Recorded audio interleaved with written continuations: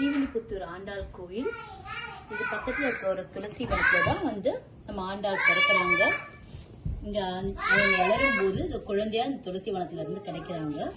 அவங்க வளர வளர பெரியாழ்வார் தான் அவர் அவங்களை வந்து எடுத்து வளர்க்கிறாரு.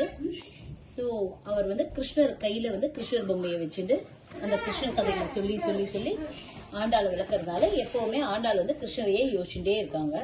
சோ அவங்க வளர்ந்த உடனே அவரை எங்க பார்த்தாலும் கிருஷ்ணர் மயமா இருக்கிறதுனால அவங்க வந்து கோயில் அர்ச்சகரா இருக்காரு இவரு. சோ மாலையெல்லாம் எடுத்துட்டு போய் போடும்போது என்ன ஆகுதுன்னா ஆண்டாள் அந்த மாலையெல்லாம் சூடி பார்த்துதான் ஒவ்வொரு நாளும் கொடுக்குறாங்க. அதுதான் ஒரு நாள் பெரியாழ்வார் கண்டுபிடிச்சிருக்காரு அந்த நூல் கிடைச்சது முடி கிடைக்கும் போது. அதை பார்த்து வந்து கேட்கிறாரு எப்படி இதுல முடி வருதுன்னு வந்து ஒளிஞ்சிருந்து பாக்குறாரு. பார்த்தா ஆண்டாள் எவ்ரிடே அந்த கண்ணாடியில அவங்க போட்டு பார்த்து அழகா இருந்தாதான் அவங்க குடுக்கறாங்க. அந்த கண்ணாடியில அவங்க வந்து கிருஷ்ணரையே பாக்குற மாதிரி அவங்க உணர்றாங்க. அப்ப பெரியாழ்வார் வந்து ரொம்ப கோவப்பட்டு அதெல்லாம் அன்னைக்கு பண்ணக்கூடாது அப்படின்னு சொல்லிட்டு ரொம்ப திட்டிடுறாரு. அப்புறம் அடுத்த நாள் இருந்து நானே கோத்துக்கிறேன்னு அவரே எடுத்து போய் மாலையை போடுறாரு சுவாமிக்கு. ஆனா எல்லா மாலையும் கண்டு கண்டு விழுந்துருது. அப்புறமா தான் அவர் ரிலீஸ் பண்றாரு.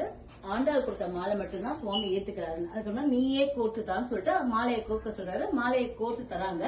அப்ப அவங்க வந்து கழுத்துல போட்டு பாக்குறா. அவர் ஒளிஞ்சிட்டு பாக்குறாரு எப்படி ஆண்டாளோட மாலை மாத்திரம் நிக்குதுன்னு. அப்ப பார்த்தா கண்ணாடியில அவங்க போட்டுக்கிறாங்க அந்த மாலைய. அந்த எதிரில பார்த்தா அந்த கண்ணாடியில கிருஷ்ணரே தெரிகிறாரு. அந்த அளவுக்கு அவ்வளவு பக்தியா இருந்திருக்காங்க ஆண்டாள். அதான் சூடி கொடுத்த சுடற்கொடி.